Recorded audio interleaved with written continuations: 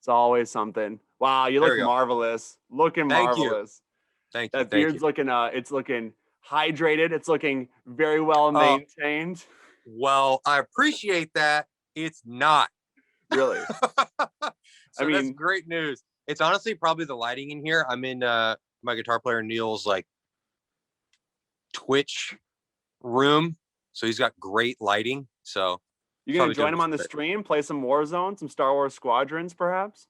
I mean, maybe if I could ever, he's like in Orlando now, and I'm like an hour away, so that would be fun. I just got to make the drive. I guess it is release week, so it's kind of It chaotic. is exactly. So I am here now, so maybe you'll come over. We'll see. Happy release week, by the way. First one Thank in you, 5 years. How does it feel this time around? man. I keep hearing people say 5 years, and that is such an astounding thing to me. You could have just never told me when we put out Common Courtesy that it was possible to have an album come out and take longer than that. But here we are. And we love it. It sounds great. What are we, 4 or 5 singles in, and each one is more different and unexpected than the last. It's been a dynamic trip. Have you heard it yet? I haven't heard the full thing. No, Okay, but you're digging it so far. I'm really into it. We'll get Cool. there. Don't jump ahead in my notes, Okay, Jeremy. sorry. Come on, patience. I'm ruining it, man. Talking about the length of time between records. What's changed? How have you evolved? What will we identify as different about A Day to Remember on this record? That seems to be a doozy of a question. I know. I mean, that is gonna be abundantly clear on this record. There's just so much, man. Like there was legitimately no limit to what we attempted. Like there's songs with like flamenco guitar as the main parts of the verses, and then it's got like a heavier, what we call a rock drop, but it feels very much like a rock band, like heavy Rammstein or something. You know what I mean? Like, so Yeah. we Are you we gonna played drop the around with influences for sure. Are you gonna drop the flamenco chords like the sharp 7 augmented 13th with the banam banam? It's just gonna be crazy. I mean, I mean, I think yes. I can't Check out wait. Bloodsucker. If you're into that idea, check out Bloodsucker. Bloodsucker's the one for me. Then that'll be my wife will love that just on repeat throughout the entire house all day. Hell yeah, man. We're excited about it. It was a lot of fun to make it.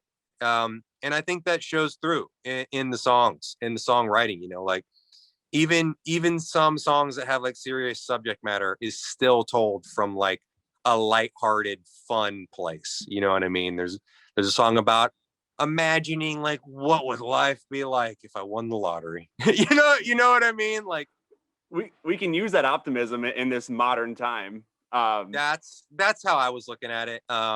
And especially now that we're into 2021 with the whole COVID thing, like this was supposed to come out in 2019, back when the world was normal. So yeah, like, geez. so now it's even more stark. It's like thinking of it from that perspective, like you're no longer in like your normal job. Like some people are just stuck in a room by themselves. You know what I Yeah. mean? So like it still applies, but it's different context now. Pretty cool. I was going to ask about that. Was any of this album recorded in quarantine, or are you doing the whole remote Zoom collaboration thing, or is that's No, oh wow. this was all well before that. So the last bits of recording that went into this record was on the tour we did in the US for the Degenerates tour with I Prevail and Beartooth. Wow. So the last two sections of that record was tweaked on that. And then the rest of it has just been mixing, mastering, getting artwork done. And that sounds insane to so many people, but we're very, very meticulous the way we work. And to have to do it all over email was a challenge I was not prepared for. So instead of, walking into a room with someone mixing your song and leaving in a day or two max with a finished product, now every little difference of opinion is an individual email. And then someone tries to interpret what the hell you're talking about as someone who musically is pretty much illiterate when it comes to like telling someone like what it is you're actually wanting. Like, I can't tell you that in actual music terms. I can just describe it to you. That And it's up. sounds like a crazy office space corporate nightmare, and you're trying to have fun and make this record, but you're just being held up by the limitations of It the was. written word. It was. I'm not kidding. Jeez. Like, and me or Neil being the people that are most critical, and like having that room for interpretation for the person implementing it, and not having us there to say, not quite like that, try a little bit more of this.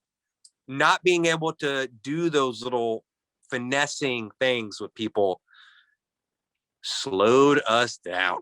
But Oh my God. you grew as an artist, you grew as a leader. You got add some skills to your LinkedIn, you know. Sure. Yeah. I mean, I've struggled. I can definitely say that I've struggled in life after this record for sure. That is the human existence. Exactly. I've read a lot about your words, writing with Jon Bellion on Everything We Need, which sounds amazing on 93X. That's a jam. Thank How did you, that man. come to be? How did that union emerge? Actually, one of our A&R guys was randomly about to catch a flight and noticed John waiting for the same flight. And then they got sat near each other and they started talking about music. And he mentioned that he was working with this band, A Day to Remember. And John was like, oh, I grew up listening to that band. He's like, oh, so you dig them? He's like, yeah, me and my buddies used to listen to them. And he's like, would you be interested in doing some writing with them? And he was like, absolutely. So they set it up and they sent me. I had actually never heard Jon Bellion when I walked in that room. So I had no idea other than that these guys were more my age and that they grew up listening to our band. That's the only knowledge I had of these people walking into the room.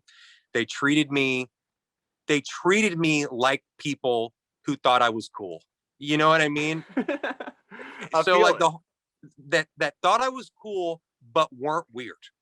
They made me feel like a buddy, or like, you know what I mean? Like a buddy that you grew up with that's proud of you. So he doesn't make you feel like awkward. He makes you feel like good about yourself. It's warm. You can put your guard down and then the creativity can flow. It was like we were friends. It was like all those guys. And I got to work with his whole crew, like the exact crew that made Glory Sound Prep. Jeez. That crew. That's quite like a right team. after it came out. Like he was still showing them like artwork and shit that they were making for some of the songs while I was in the room. Like he's just showing them something for like a video or something. I don't remember what it was, but he was talking about just all sorts of stuff. So we had like a cool talk and he's being super kind and I had no idea. He asked me, how do I get here in this seat with him? I tell him my story and I say, how do you get here in this seat with me? And he tells me, he wrote a ton of songs and a few of them did very well. Then he wrote with other people and those did well too. And now he just sold out Jones Beach for 2 nights in a row. And I was just like, we just played Jones Beach with Blink-182 and it was sold out. And we only played one night. Damn, John, I didn't know it was like that. and like, I didn't, because he was just so normal and so kind to me. Like he made me feel like a normal guy and the guard was down, like you said. And I got on the flight home. I pulled up his Spotify for the first time and I listened to Blue. And it legitimately blew my mind. No pun intended. It was my new favorite song for weeks after that. I listened to him the whole flight home, just blown away, like, and realizing, dude, I met my favorite artist, like my new favorite artist. That's how I met him. And you didn't even know he's about to like change your world like that. I had no idea. And like the sessions went great. The first day, there was 2 days. The first day was we wrote the verse, the pre-chorus, and the bridge that ended up being Everything We Need. I ended up putting a different chorus on that idea later on when we were tracking the record. But the meat of that song was my first day with John and those guys, and I just could never get it out of my head that like at a certain speed on the interstate, everything looks the same. And then the I-75 part is just like, this has got to be used. How are we not going to use this for this album, you know? And then that chorus just came after the fact and it just clicked. So two things with that. One, the it's a song rooted in gratitude and appreciation, and it's warm, just like you two meeting, which is a beautiful thing. It translates on the air. And then two, I just realized that A Day to Remember inspired Jon Bellion, and now Jon Bellion's inspiring A Day to Remember. That creative full circle is just mind blowing. Yeah. I mean, I can't speak for, you know, what we inspired or anything, but yeah, just him wanting to do the session. And it was funny too, like when we got in the room, he was laughing. He's like, so what are we doing today? We're like writing breakdowns. Like it's Jon Bellion. Like now after the fact, that's fucking hilarious to me. You know what I mean? That Jon Bellion asked if we're going to write some breakdowns. So, you know, I told him what I told everybody, which is like, let's just write a good song, man. Like, don't worry about anything like that. Let's just write what we are inspired to write today. So we've talked about the Jon Bellion collab and the fruits of that labor, but I gotta ask, man, where is the Rick Ross collab? We need it. Oh my God. No, come on. I mean, we tried. Somebody like actually saw him in person, showed him the song. He asked, are they devil worshippers? The person said no, and that was the end of the conversation. So maybe we answered wrong. Oh no. What a terrible thought. Rose, I'm not you've been sure. slandered. I'm not sure. But Rick Ross is on to greener pastures, evidently. Well, I'm not ready to close. As a fan, I'm not ready to close that door yet. I'm hanging on for dear life. There is an outro on Bloodsucker that would definitely work for a rap part. So if you're out there, Rick, the door's still open. You know, speaking of Rick Ross and hip hop, the last 4 or 5 years have seen the next generation of hip hop artists and even EDM artists incorporate and embrace elements of pop punk into their music. Since A Day to Remember is a pillar of that genre, I was wondering, what are your thoughts on that cross pollination as these kids, you know, they grew up listening to you and other artists have started to move that into their music? I love it. I'm very much of the mindset. If one of us wins, all of us win. I love it. It's not like rock music is the biggest thing on the planet anymore. You know what I mean? So it's like if it's a hip hop artist that's playing a pop punk song, or if it's Architects playing like more electronic, real metal music, or if it's Bring Me doing a more pop oriented track and it's a big hit for them, like it's all good, man. These are all people that I've grown up in the same world as. I'm proud of all of them. And like I said, if one wins, we all win. That's just like are you kidding me? Like MGK, that's just another artist we can now tour with. Do you know how few people in this day and age that we have left to tour with? It's something we struggle with all the time. It's like, what do we do that really feels fresh in the rock world? And they're bringing it in. So I'm happy about it.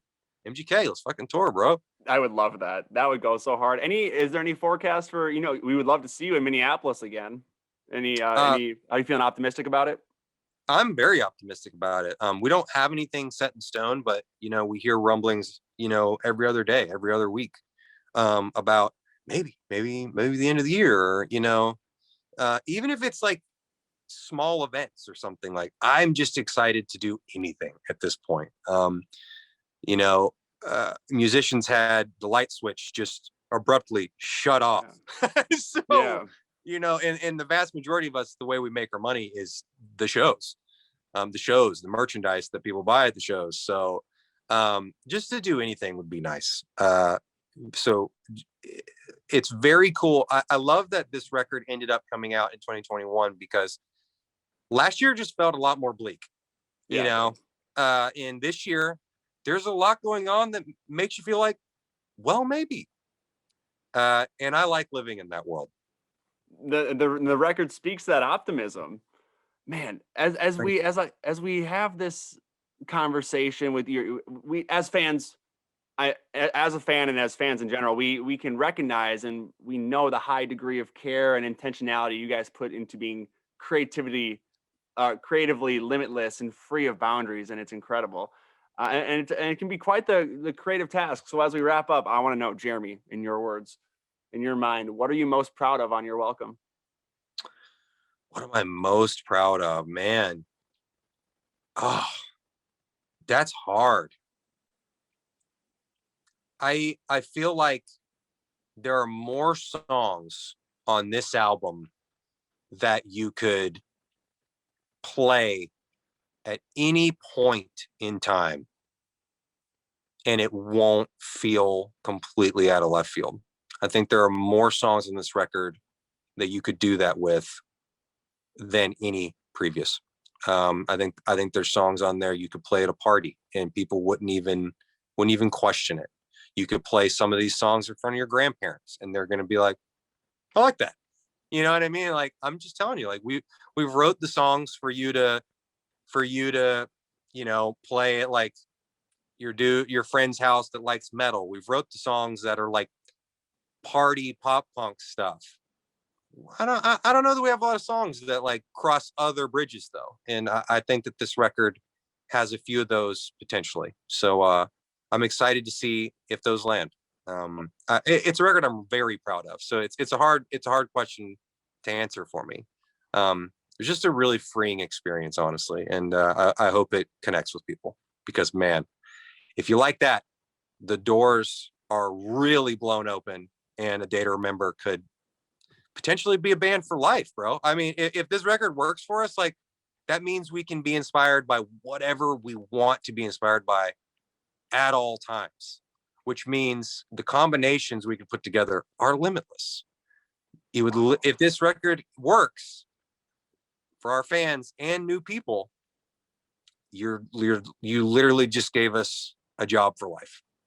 I mean, I was looking at the stats before this, tens of millions of streams already. I think it's already resonating, Jeremy. We've definitely gone up slowly but surely. Our stats on Spotify, and there are every song we've released pretty much is in our top 10 on Spotify, and I think 2 or 3 of them are in our top 5.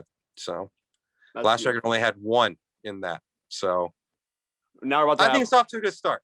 I think I think the top 14 most streamed records moving forward will be Your Welcome jams. Let's go. Let's make it happen. Go. That would make me so happy, man. Good Lord. Well, Jeremy, we can't wait to see how this unfolds. The impact's already been there. We appreciate you taking the time. Happy